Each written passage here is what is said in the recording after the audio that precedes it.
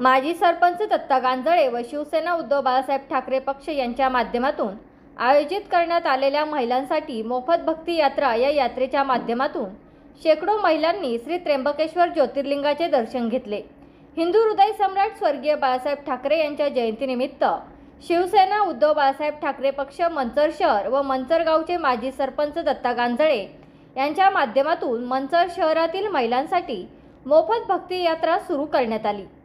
महिलांनी श्री क्षेत्र त्र्यंबकेश्वर ज्योतिर्लिंग, श्री गुरुपीठ त्र्यंबकेश्वर, प्रभू श्री काळाराम मंदिर नाशिक या ठिकाणी सहलीचे आयोजन करण्यात आले असून दिनांक 8 फेब्रुवारी रोजी शेकडो महिलांनी नाशिक येथे 12 ज्योतिर्लिंगापैकी एक असलेल्या श्री क्षेत्र त्र्यंबकेश्वराचे दर्शन घेतले।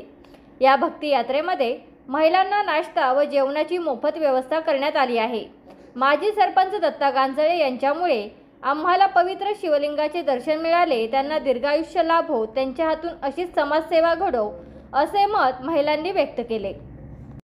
मी सौ कांचन उत्तम लोंढे, आम्ही इथं त्र्यंबकेश्वरला यात्रेनिमित्त आलेलो आहे।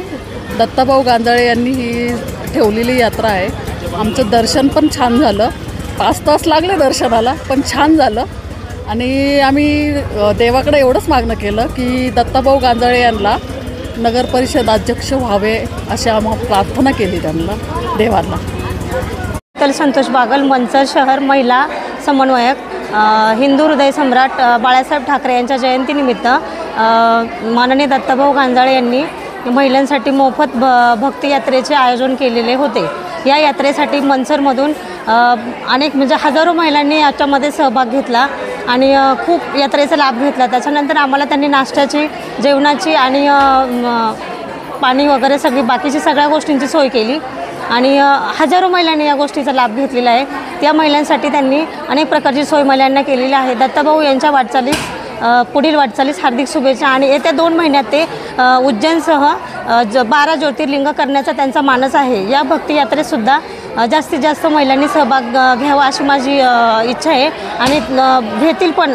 म्हणजे मी एक अशी महिलांकडून विनंती करते की बायका सहभागी होतील त्याच्यामध्ये आणि त्यांच्या पुढील वाटचालीस मी त्यांना मनापासून हार्दिक शुभेच्छा देते। देवाकडे प्रार्थना काय केली?